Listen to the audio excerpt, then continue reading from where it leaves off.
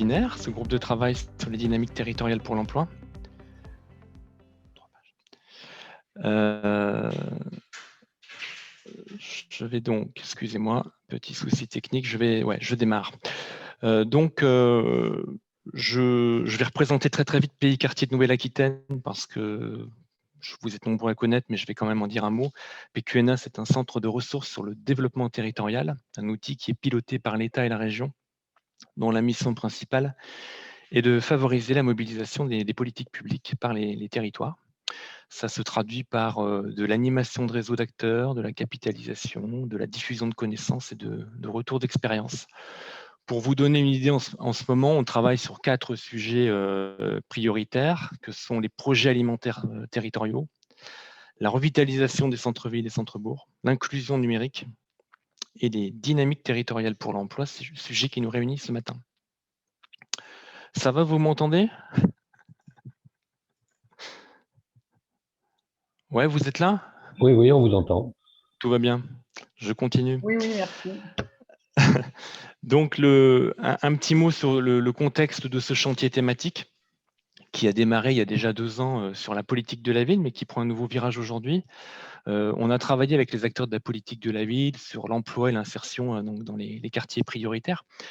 En 2019-2020, on a capitalisé un certain nombre d'actions, d'expériences.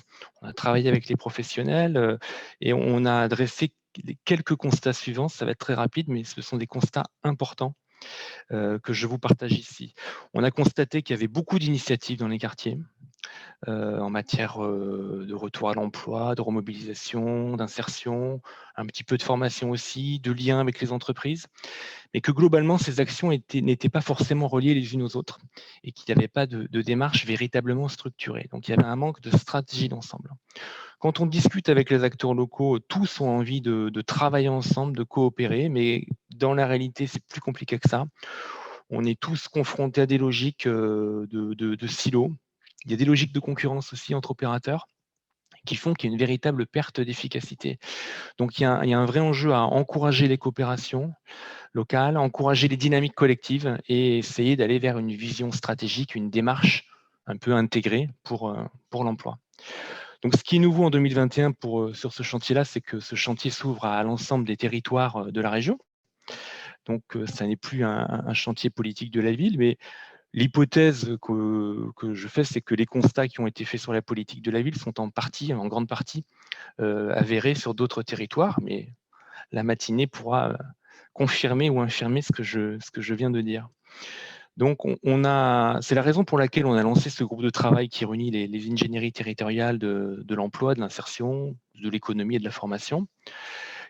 Ce groupe a 2 objectifs dans les 3 mois qui viennent au moins, puisqu'on va se réunir 3 fois. C'est de contribuer à une montée en compétences des équipes d'ingénierie via l'échange, via le témoignage, via une dimension méthodologique qu'on va essayer de mettre en avant. Et c'est aussi de favoriser le passage à l'action.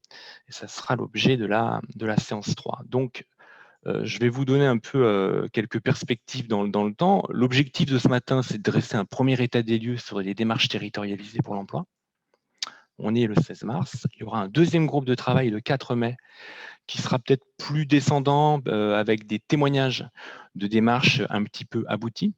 On aura notamment un territoire zéro chômeur, on aura un tiers-lieu et probablement un 3e témoignage. Et la 3e rencontre au mois de juin sera plus dans l'opérationnel. On va essayer de passer à l'action en s'appuyant sur des études de cas que vous aurez proposées au préalable. Donc, il s'agira d'étudier collectivement, via l'intelligence collective, des situations locales qui présentent des problématiques et qui ont besoin d'une ingénierie, on va dire, régionale. Donc voilà pour les perspectives de travail. Alors un petit mot sur les personnes qui sont là aujourd'hui. On a affaire donc à des professionnels du développement territorial, beaucoup dans les EPCI, agglomérations, communautés de communes, les pôles d'équilibre territoriaux et ruraux, quelques ingénieries type maison de l'emploi. On a quelques élus qui étaient inscrits, je n'ai pas vu s'ils étaient là, mais je pense qu'il y en a 1 ou 2.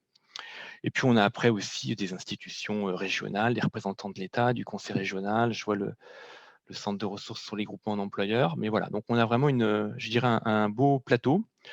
Donc voilà pour le public. Qu'est-ce que je vais vous dire d'autre avant de rentrer dans le vif du sujet? Peut-être un mot sur le timing. On va donc démarrer par une petite plénière avec une mise en bouche qui va nous être proposée par une intervenante que je vais vous présenter dans un instant. On va ensuite partir en atelier pour vraiment favoriser la prise de parole de chacun sur ses pratiques professionnelles aujourd'hui. Et puis on fera un petit retour en plénière de conclusion. Je pense que la matinée s'achèvera vers 11h45, au grand maximum midi. Donc, devant le constat que je vous ai rapidement dressé tout à l'heure sur le souhait de davantage de coopération, qu'il fallait plus de dynamique collective dans les territoires pour créer de l'activité et de l'emploi pour tous, on a décidé de solliciter le labo de l'ESS, qui a mené une étude en 2019-2020 sur les dynamiques collectives de transition dans les territoires. Et je vous présente Nicolas Gerglova. Bonjour Nicolas. Bonjour.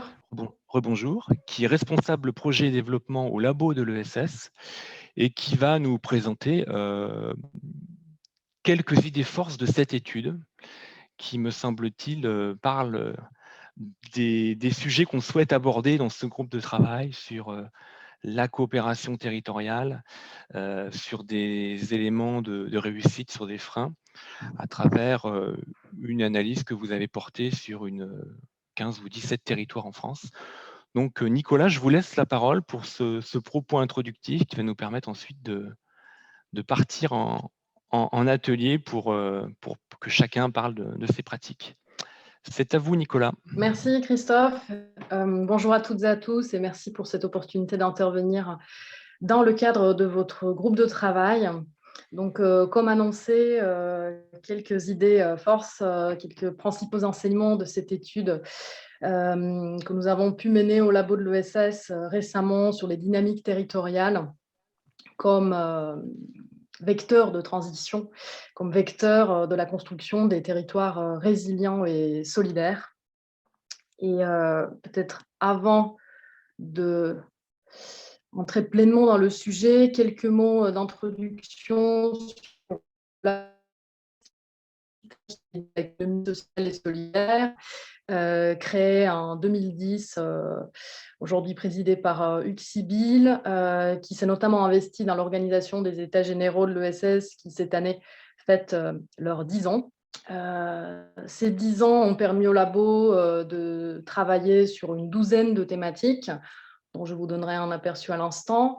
Une petite équipe de 7 salariés avec un appui précieux de bénévoles experts systématiquement pour l'ensemble de nos travaux. Et l'appui, bien évidemment, d'un certain nombre de partenaires institutionnels dont vous voyez apparaître les principaux actuels en bas de la slide. Les thématiques aperçues, voilà, vous donner envie simplement d'aller lire nos différents travaux qui, je le rappelle, sont en open source sur le site du labo de l'ESS. Je vous donnerai les liens à la fin de la présentation si besoin. Des travaux, par exemple, cette année ou l'année dernière, en octobre 2020, un dernier volet sur nos travaux transition énergétique citoyenne, un volet sur l'autoconsommation. Nous avons aussi sorti en fin d'année 2020 une étude sur la précarité alimentaire, dans le cadre de nos travaux sur l'agriculture et l'alimentation durable. Depuis de longues dates, le labo s'investit en faveur des pôles territoriaux de coopération économique, dont on parlera encore aujourd'hui aussi, des PTCE, donc un sujet d'actualité aujourd'hui avec un diagnostic renouvelé que nous avons pu mener pour le secrétariat d'État à l'économie sociale, solidaire et responsable, et dont nous attendons tous impatiemment les suites en termes de politique. Une étude sur la santé, sur l'accessibilité de soins de premier recours et le levier ESS que représentent les centres de santé notamment. etc., etc. Là, nous démarrons une étude, par exemple, sur les sujets maritimes, l'ESS et les sujets maritimes. Donc tout ça, voilà, des sujets ciblés, en parallèle des sujets plus de nature transverse, avec par exemple une étude en partenariat, menée en partenariat avec l'AVIS et la Fonda sur l'impact, la création de la valeur. En fil rouge dans nos travaux, l'ESS européenne. Et enfin, donc, cette étude dont je parlerai plus précisément aujourd'hui, donc très transversale, sur les dynamiques collectives de transition dans les territoires. Cette étude, donc, comme l'a dit Christophe, a été menée en 2019-2020. Elle s'est étalée sur 18 mois. Et conformément à la méthodologie du labo, on est allé sur le terrain. C'est vraiment, on prône cette méthode ascendante, malgré le fait que voilà, on est un petit think tank perché à Paris. Voilà, on descend dans les territoires et on base l'ensemble de nos travaux sur les études de cas. Donc là, en l'occurrence, 17 dynamiques de 14 types différents. Je vous en donnerai le détail à l'instant, avec une réflexion collective. On a vraiment cherché à faire rencontrer ces acteurs-là. Effectivement, on manque parfois de synergie entre des différents types de dynamiques voilà, qui ne sont pas forcément sur les mêmes sujets, mais qui en transversal, en termes de transition, de démarche systémique, ont beaucoup à partager. Et c'est ce qui s'est confirmé dans le cadre de plusieurs séminaires d'échange de pair à pair que nous avons pu animer pour faire avancer les travaux et aboutir, in fine, à un certain nombre de livrables. Pareil, je vous donnerai les liens à la fin. 17 du coup monographies de nature assez narratif pour raconter des histoires de ces initiatives et un rapport transversal où on s'attache notamment à faire ressortir les leviers, les facteurs clés de succès, les freins aussi, un certain nombre d'outils et de méthodologies dont les dynamiques collectives sont ressources, souvent en ayant en fait un besoin d'inventer les choses. Comme pareil, on en a l'habitude au labo, un certain nombre de propositions à visée opérationnelle qui s'adressent aux acteurs de terrain, mais aussi au pouvoir public. Ces 17 dynamiques, donc vous en avez ici un aperçu complet. Je ne vais pas rentrer là dans le détail de toutes, je vais plutôt essayer de me saisir des exemples concrets des unes et des autres pour appuyer mon propos qui suivra. Mais voilà, pour vous donner une idée par rapport aux politiques qui sont les vôtres, prioritairement, on est allé voir 2 territoires zéro chômeur. On est allé voir effectivement, comme je l'évoquais, les PTCE, mais aussi, par exemple, un projet alimentaire territorial, un TEPOS, un territoire énergie positive d'ailleurs de votre région, dans les Landes. On est également allé voir une marque territoriale, un outil au service de l'attractivité du territoire, une monnaie locale, celle que vous connaissez aussi bien, Eushco. On est allé voir des tiers-lieux, mais aussi, et ça c'était un peu le parti pris atypique de l'étude au sein du labo, on est aussi allé voir des dynamiques de coopération hors ESS, donc pour vraiment ouvrir sur l'intégralité ou en tout cas sur... Donc on est allé voir 2 pôles de compétitivité et un cluster d'entreprises. Et on a plutôt été agréablement surpris en voyant justement lors de ces échanges de pair à pair, dans le cadre des séminaires, que par exemple en territoire zéro chômeur, quand ils échangent avec un cluster d'entreprises, en fait, ils ont plein de choses à partager en matière de justement comment de pratiques coopératives ou de modèles économiques, de leviers de modèles économiques, etc. Donc, c'était assez enrichissant, même si, bien évidemment, après, il y a des nuances nettes entre des dynamiques voilà, qui aspirent à des transitions sociétales globales et des dynamiques plus type de pôle de compétitivité qui, bien évidemment, peuvent avoir des impacts tout à fait important justement même sur l'activité et sur l'emploi, mais dont voilà, la vocation primaire n'est pas, par exemple, de coopérer avec les habitants du territoire et d'engager des transitions systémiques. Donc, vous voyez vraiment cette oui, diversité de dynamiques qu'on est allé étudier. Finalement, le trait commun, ou en tout cas ce qui pour nous fait vraiment sens, le trait d'union, c'est cette coopération, donc du coup une diversité d'acteurs, donc société civile, pouvoirs publics locaux, avec bien évidemment des degrés d'implication et des temporalités d'implication différentes. Voilà, vous découvrez après dans l'étude complète les différentes typologies qu'on peut dresser.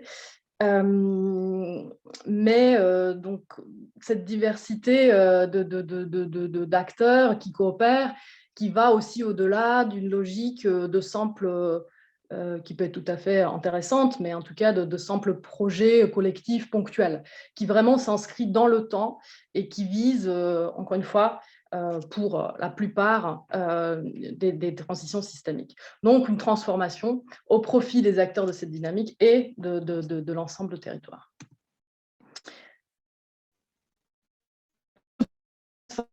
Les dynamiques collectives, à notre sens, elles le tiennent vraiment, quelques points simplement, vraiment de cet ancrage territorial. Pour nous, on est persuadé on parle de bassin de vie dans l'étude, parce que vous le remarquerez aussi, les dynamiques qu'on est allé voir se situent à des échelles, ou agissent à des échelles de territoire un petit peu différentes.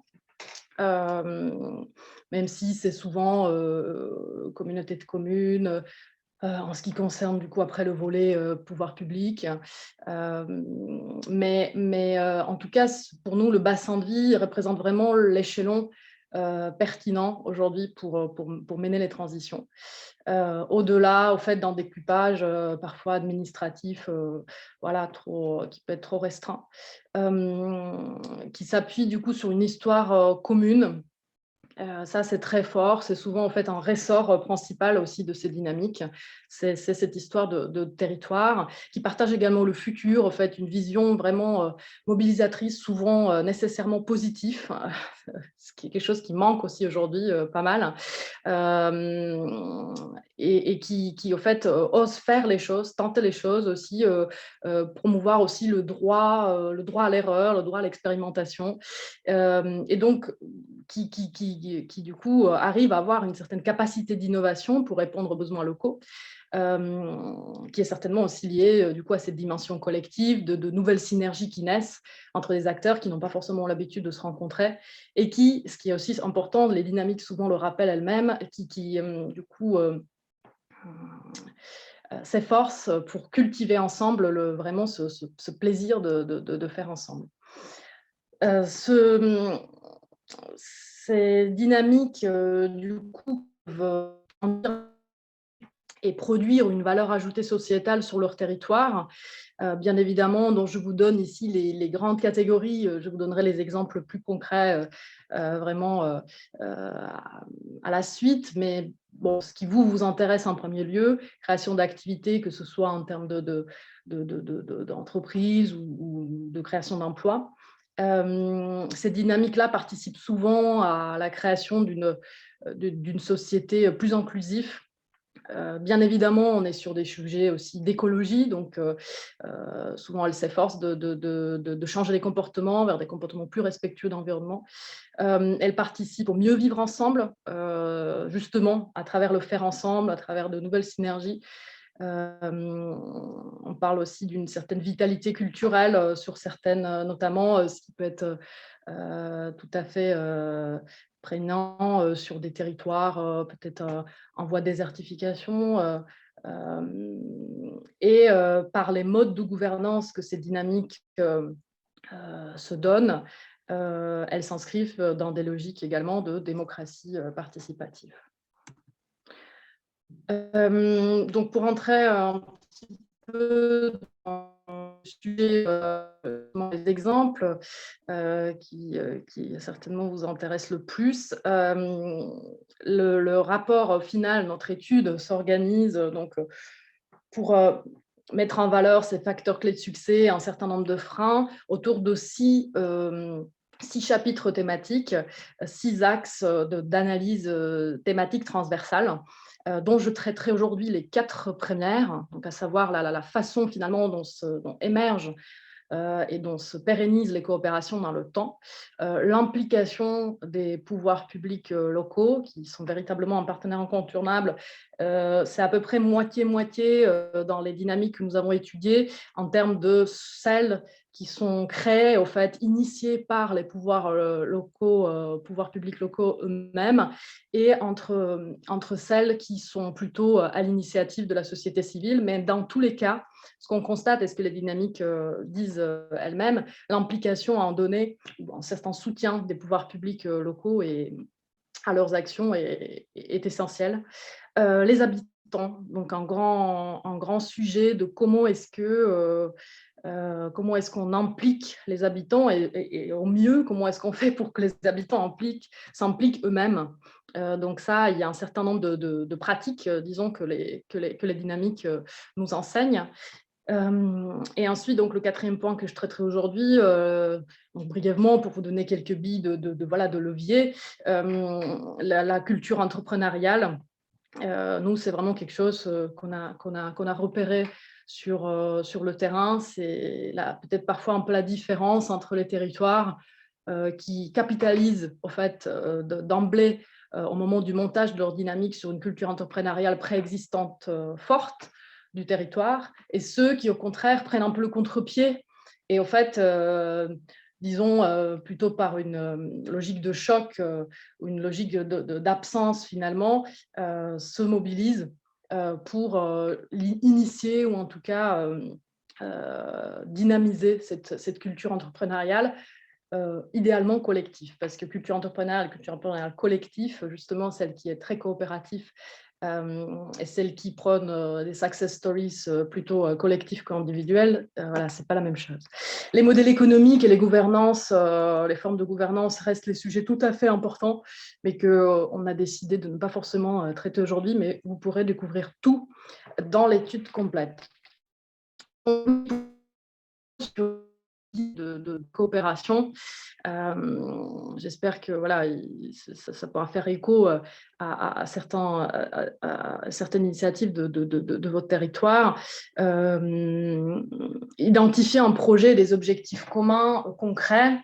Ça paraît évident, mais vraiment, souvent, ces dynamiques-là, même si elles ont une vision en fait, de long terme, des ambitions fortes en termes de transition, transformation de territoire, souvent elles démarrent avec des petits projets, avec vraiment une volonté de répondre à un besoin très concret du territoire. Après, elles peuvent être de nature socio-économique, donc pour un territoire zéro chômeur, naturellement, ce sera l'emploi, mais ça peut être aussi, par exemple, les économies d'échelle au sein d'une filière, donc avec la logique de pôle de compétitivité, avec la logique de cluster, de certains PTCE.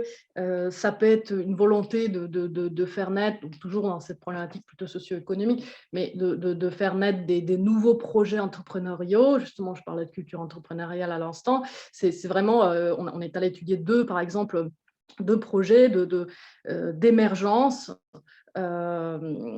d'initiatives citoyennes, de projets entrepreneuriaux. Donc, par exemple, une initiative de la Fondation de France qui s'appelle Mine d'idées et qui, dans l'ancien bassin minier, accompagne les habitants dans leurs projets à valeur ajoutée pour le territoire, ou encore la dynamique start-up de territoire que vous devez, j'imagine, connaître.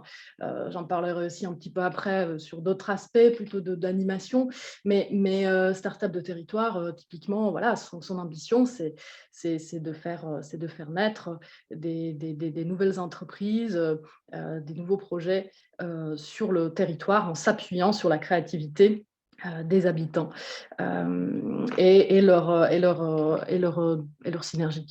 Des victoires, oui, après on peut aller au-delà donc je parlais d'économie d'échelle, je parlais de projets entrepreneuriaux. Après, ça peut être plus des sujets d'attractivité aussi territoire. Là-dessus, c'est l'outil de la marque territoriale que nous, on est allé étudier en Seine-Saint-Denis. Donc, une marque qui a été initiée par le département et qui, véritablement, au fait, permet, pareil aussi, de générer un certain nombre de projets entrepreneuriaux, mais surtout en termes d'image de territoire, de changer un petit peu la donne et de contribuer à son attractivité. Mais ça peut être aussi plus terre à terre, par exemple un PTCE qui propose un certain nombre de services absents sur le territoire pour faire venir davantage de personnes. C'est le cas par exemple de PTCE Fige Acteur qui s'est au départ beaucoup construit là-dessus. Pour répondre notamment aux questions de l'emploi du conjoint du conjoint des nouveaux du coup, employés qui sont drainés vers cette zone économique du coup, de Grand Figeac. Donc, c'est quelque chose d'assez concret en matière d'attractivité. Donc, ces problématiques, voilà, elles sont de nature différente. Donc là, j'étais plutôt sur le socio-économique, bien évidemment. Après, vous l'avez compris avec l'exemple que je donnais du projet alimentaire territorial, on peut être sur des problématiques plus alimentaires, on peut être sur des problématiques énergétiques avec le TEPOS, avec des projets de ENR citoyenne portés par le PTCE Fige Acteur aussi, dans un deuxième temps, quand il a évolué dans ses missions, des projets de mobilité autour de la mobilité douce. Ça peut être plus largement, toujours plutôt sur, voilà, au-delà de l'énergie, plutôt sur l'écologie au sens large, en écoterritoire tel que la Biovallée, voilà, qui est plus large un peu dans ses objectifs. Mais encore une fois, toujours, ça démarre avec des petits projets, des victoires rapides, ce que l'on appelle des victoires rapides. C'est vraiment pour montrer que la coopération, elle marche et faire preuve. Donc, dans le cas de PTCE Fige Acteur, ça va être une crèche inter-entreprise. Ils vont démarrer comme ça. Et c'est derrière que, du coup, d'autres projets vont s'imaginer et vont enchaîner. Le récit fédérateur, c'est quelque chose qui est effectivement très important. Raconter ces histoires, c'est dans l'ancien bassin minier, donc on est allé voir deux dynamiques, celle de la Fondation de France de soutien à l'émergence de projets citoyens dont je parlais, mais également le PAT du Doisy. C'est vraiment un territoire qui a pris le parti pris de renverser un petit peu le narratif et de mettre en avant justement les success stories, vraiment les beaux projets d'habitants ou autres, pour montrer que c'est un territoire qui dispose au fait d'une culture entrepreneuriale justement collectif, ou en tout cas qui aujourd'hui se projette là-dedans. La marque de territoire, effectivement, que j'évoquais aussi, du département Seine-Saint-Denis, c'est un exemple par excellence, voilà, d'un outil de narration. Les cadres de gouvernance propices aux coopérations, bien évidemment, l'ESS est bien placé pour disposer d'un certain nombre d'outils juridiques. Alors après, au-delà d'outils juridiques, c'est une démarche qu'on se donne, mais bien évidemment, vous connaissez notamment ce qui peut intéresser, en tout cas ce qui est vraiment peut-être aujourd'hui, on trouve encore sous-utilisé dans les territoires, c'est cette opportunité de SIC avec, pour les pouvoirs publics locaux, une implication possible, du coup, au sein, en tant que partie prenante de ces dynamiques. Cultiver le plaisir de faire ensemble, j'en avais parlé, c'est vraiment les dynamiques, elle insiste souvent dessus. Peut-être aussi le côté rendre la coopération visible dans un lieu, c'est bien évidemment les tiers-lieux qui sont bien placés pour témoigner de cette force-là, mais ça peut être aussi dans le cadre, par exemple, d'une dynamique de revitalisation de centre-bourg, les villages du futur qu'on est allé voir dans le Morvan, en Bourgogne. Ça peut passer, par exemple, par des chantiers participatifs d'habitants qui vont en fait refaire tout en signalétique de la ville. En fait, ils vont vraiment concrètement mettre la main à la pâte et concevoir, non pas seulement faire, ce qui est important, mais aussi concevoir en amont en fait, toute une logique de signalétique au sein de la commune. Et c'est comme ça que du coup, à la coopération, en fait, elle s'ancre physiquement. Et c'est quelque chose que, voilà, qu'on n'a pas forcément eu en tête en amont de rencontrer les acteurs, mais c'est vraiment quelque chose qui est ressorti comme assez important. Réaffirmer sans cesse son désir d'être pionnier, oui, c'est vraiment ce que je disais aussi par rapport à cette vision positive du futur. Alors, bon, les chiffres resteraient certainement à confirmer, mais ça nous a bien fait rire ou sourire du moins, quand à Prémery, le territoire zéro chômeur qu'on est allé voir, nous a dit que le taux de natalité au sein de la commune aurait vraiment sensiblement augmenté quelques années après que l'expérimentation a été implantée localement. Donc, bon, mais en tout cas, ça nous a bien plu parce que c'est effectivement la logique dans laquelle les dynamiques veulent s'inscrire. Évaluer régulièrement la coopération, c'est un petit peu compliqué. C'est vrai que bon, il y a tout un chapitre dans l'étude qui est consacré à l'évaluation.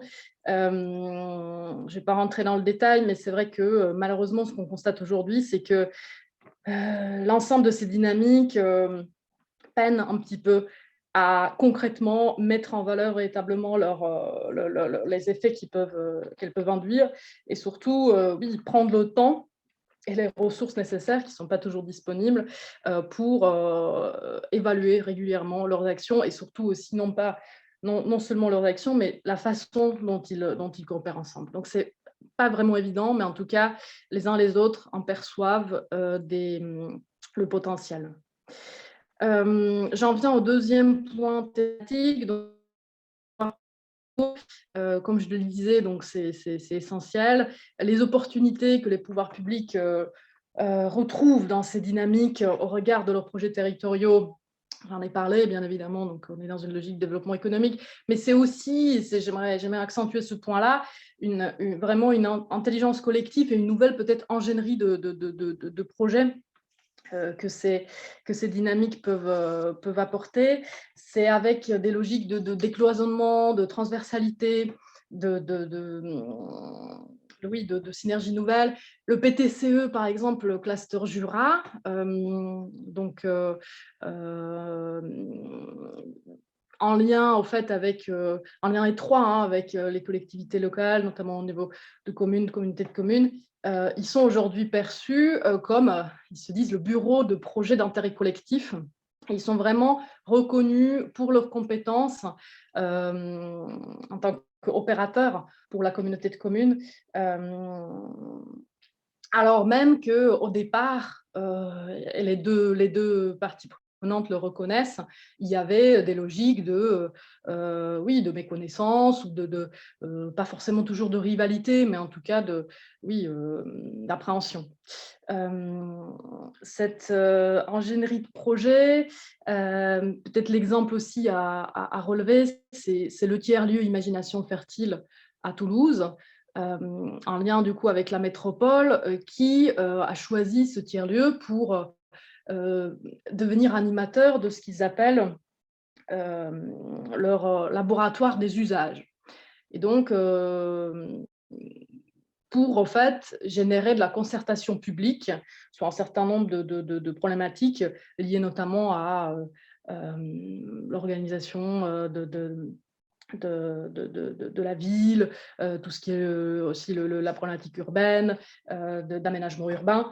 Et donc, voilà, ce tiers-lieu est vraiment choisi pour animer du design thinking au sein de ce laboratoire des usages et prototyper un certain nombre de services du coup, en lien avec les habitants. Cela amène bien évidemment donc, aussi des thématiques nouvelles. Donc, ces dynamiques permettent de mettre en valeur véritablement le potentiel du territoire, en mobilisant des acteurs que peut-être les pouvoirs publics n'ont pas toujours en fait, voilà, l'habitude d'atteindre, ou en tout cas la facilité de pouvoir atteindre. On en arrive jusqu'à, alors certains acteurs publics qu'on a pu rencontrer évoquent vraiment ce shift, cette transformation de l'action publique. Parfois, alors c'était une représentante d'une ville participant en territoire zéro chômeur, un comité local, qui nous disait oui, on passe vraiment d'une logique un peu de donneur un peu d'ordre à une logique de codécision. Et au fait, c'est vraiment quelque chose qui nous importe beaucoup et c'est pas toujours évident, mais en tout cas, voilà, c'est plutôt apprécié le moment où ça se passe. Et temporalité longue, bien évidemment, ça c'est quelque chose aussi que les dynamiques peut-être peuvent opérer sur les territoires, en tout cas peuvent opérer sur une durée longue sur le territoire, contrairement à des logiques politiques voilà, peut-être plus court-termistes sur certains territoires. Donc ça, c'est intéressant. Les dynamiques collectives ont beaucoup à prendre du côté des pouvoirs publics locaux, à condition que du coup cela change un petit peu de posture et vraiment passe à ce mode de co-construction, de lâcher prise, comme je disais, droit à l'expérimentation, à l'erreur, etc. C'est pas évident. Et donc, après, principalement, les pouvoirs publics peuvent jouer le rôle de décodeur, de facilitateur vis-à-vis des dynamiques, c'est très important. Bien évidemment, ce qui est au cœur, financement, apport en ressources humaines. Et là-dessus, nous, on essaie d'insister, en tout cas, c'est ce que disent les dynamiques, c'est vraiment, mais vous le savez, hein, ce manque assez fréquent de soutien en fonctionnement, en ingénierie de projets, de soutien à la coopération. C'est quelque chose que les dynamiques ont encore aujourd'hui mal à couvrir, en dehors de l'évaluation d'impact dont je parlais avant, mais vraiment ce temps passé à la coopération, mais c'est évident, s'il n'est pas valorisé, c'est difficile derrière de trouver des financements ou de dédier des financements. En tout cas, c'est quelque chose sur quoi les uns et les autres aussi avancent, mais voilà, je pense qu'on n'aura pas encore fini de le dire. Il y a aussi la mission d'aménageur et de la mise à disposition du foncier du bâti qui est très intéressante. Une mise à disposition parfois simple, mais ça peut être aussi des projets un petit peu plus complexes et comme par exemple dans le cas de Imagination Fertile, donc ce tiers-lieu toulousain. On les a vus au moment où ils s'apprêtaient à changer de locaux et ils avaient monté au fait une SIC justement avec la métropole, à travers laquelle du coup la métropole elle pouvait investir dans une SCI et être en fait co-acquéreur du coup avec différents acteurs, donc l'Imagination Fertile également bien sûr, d'un nouveau local pour ce tiers-lieu. Donc vraiment des montages à inventer, implication des habitants.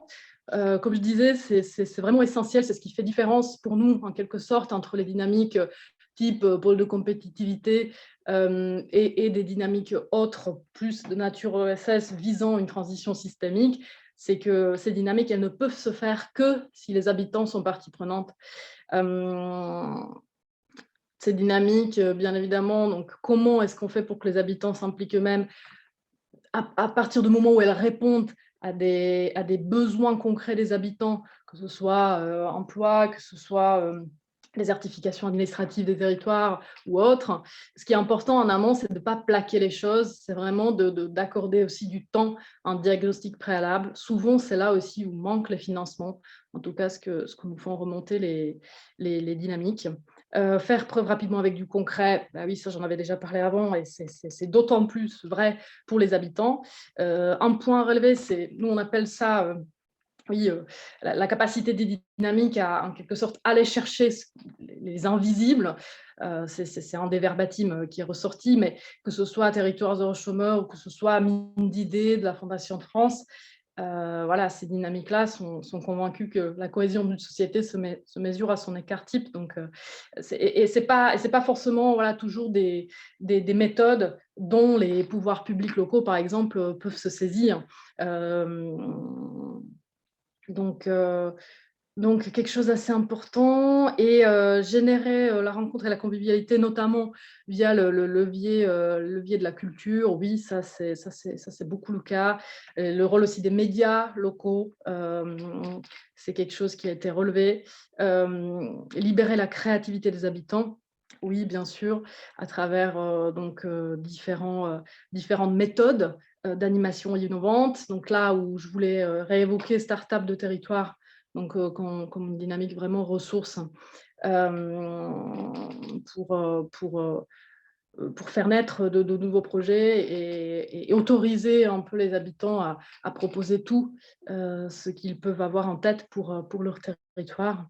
Mais ça peut être aussi des méthodes d'animation, comme par exemple le forum ouvert ou le débat mouvant, mais que vous devez peut-être connaître. Et encore une fois, le design thinking, donc je citais l'exemple de l'imagination fertile, peut-être une méthodologie de design thinking qui pourrait vous intéresser, qu'ils ont aussi développée, qu'ils ont appelée la méthode Miaou, et qu'ils ont appliquée. Donc c'est une méthodologie,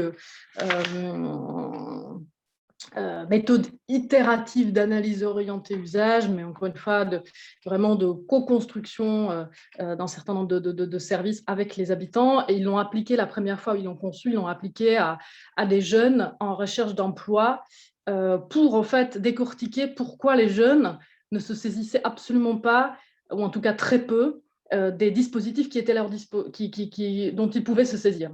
Et donc, ils essayaient avec eux de décortiquer cela, et derrière, du coup, de réadapter les services existants en face. J'en arrive à mon dernier point,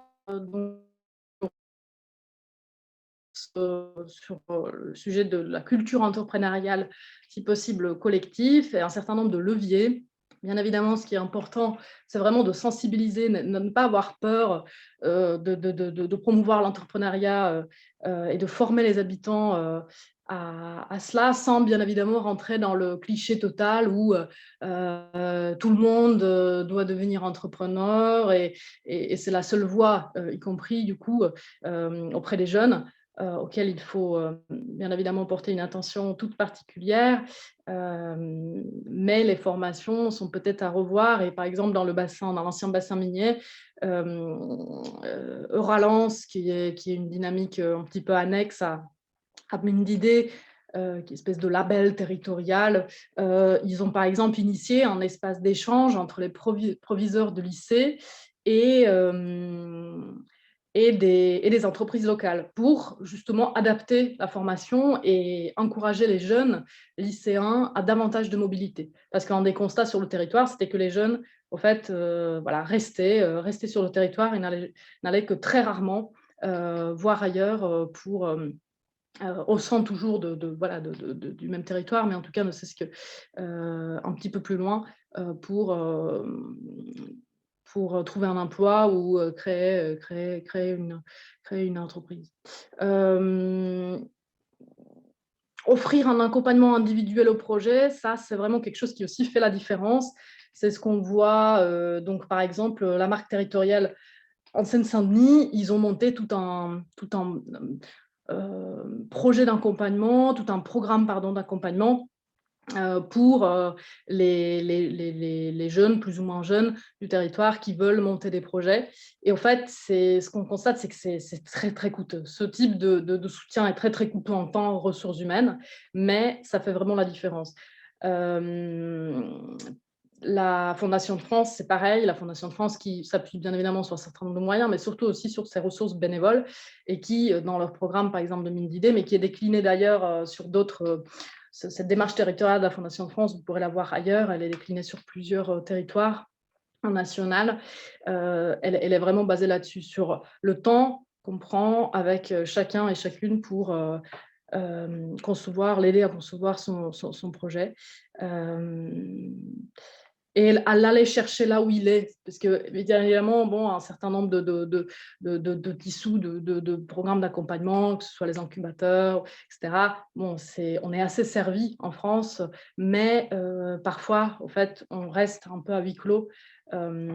Et ces dispositifs-là ne sont pas forcément toujours, malgré les efforts, tout à fait inclusifs, en tout cas pas au point qu'ils pourraient l'être. Et s'ouvrir à des réseaux extérieurs, ça c'est aussi quelque chose qu'on a constaté qui paraît intéressant. Par exemple, dans l'écoterritoire Biovallée de la Drôme, tout leur récit aussi de dynamique est construit vraiment beaucoup autour de ça. Ils se présentent comme un territoire de longue date, un territoire d'accueil et de brassage de différentes cultures.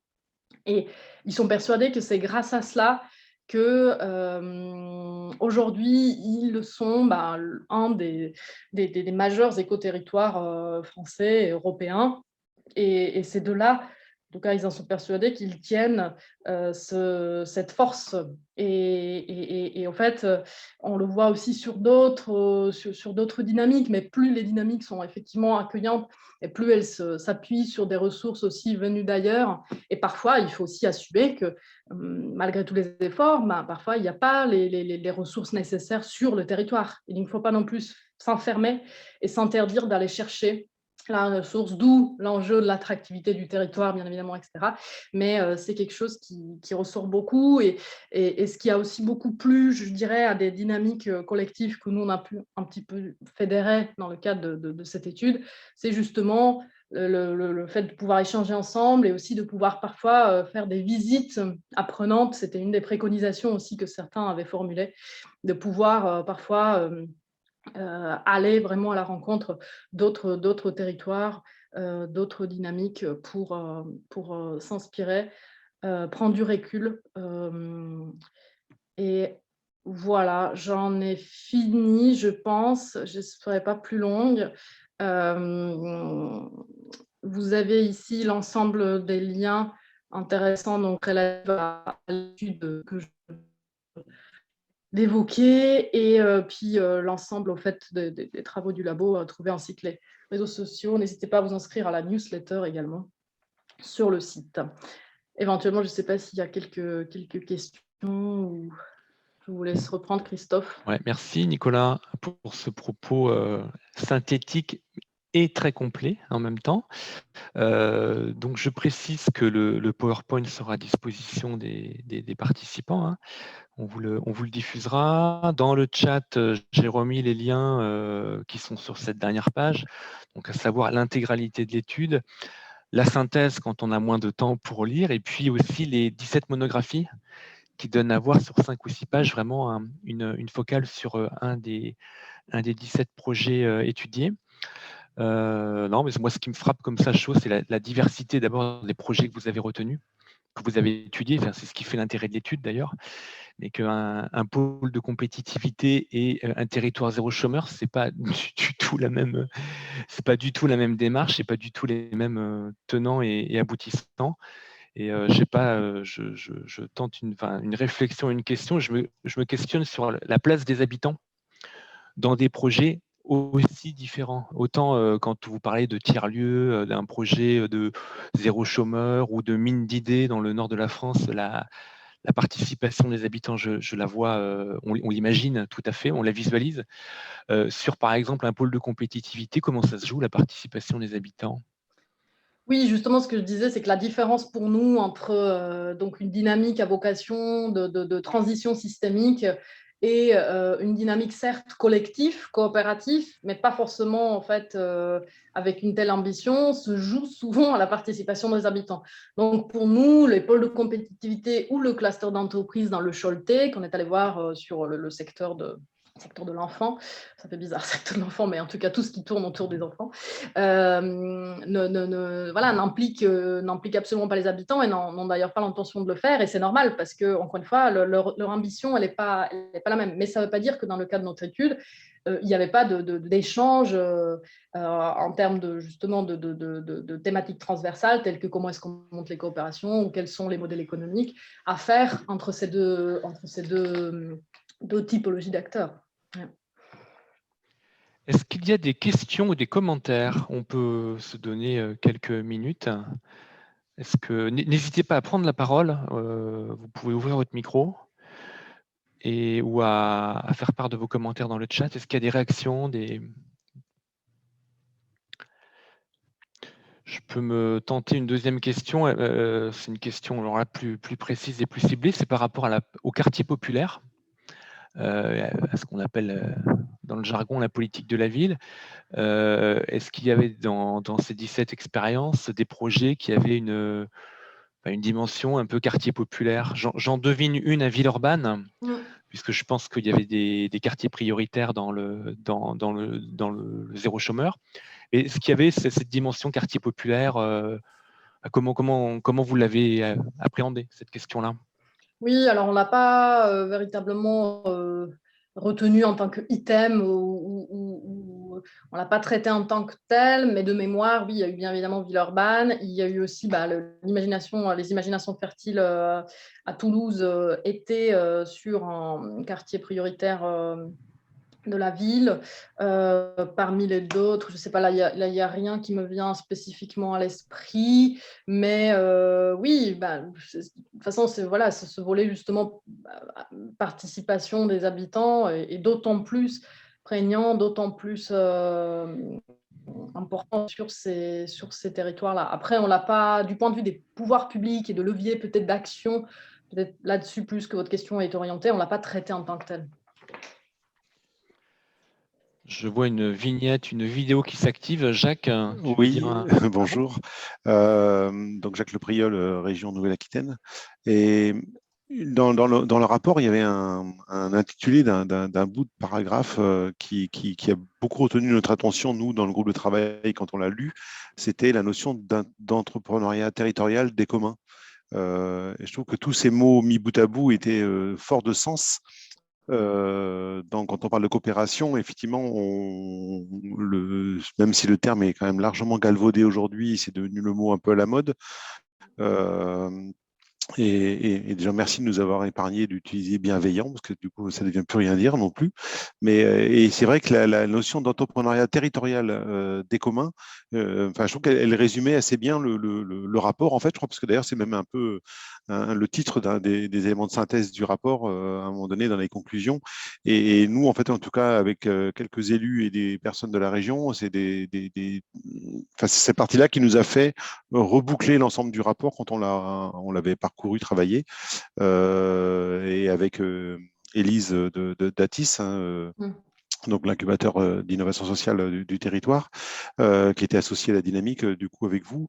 Et c'est vrai que, enfin voilà, moi je trouvais ça relativement intéressant dans le sens où c'est peut-être ça quand vous parlez de comment les élus, comment la puissance publique peut se sentir impliquée, concernée. C'est dès lors qu'on aborde cette notion des communs et qui fait tomber la notion de propriété, propriété intellectuelle, propriété foncière, propriété X ou Y, mais en tout cas, ces notions de commun, elle fait grand débat et je trouve qu'elle était intéressante de la pointer dans ces logiques-là parce que forcément, j'imagine que toutes les personnes qui participent ou qui ont écouté là, votre intervention ont en tête un exemple d'une coopération sur leur territoire, que ce soit à l'aune d'un territoire zéro chômeur, d'un pôle de coopération et des PTCE, il y en a plusieurs sur le territoire, mais aussi des logiques de cluster ou de pôles d'entreprise que vous avez évoqués, et je trouve ça, ou de tiers-lieux, parce qu'il y en a aussi énormément sur notre territoire désormais.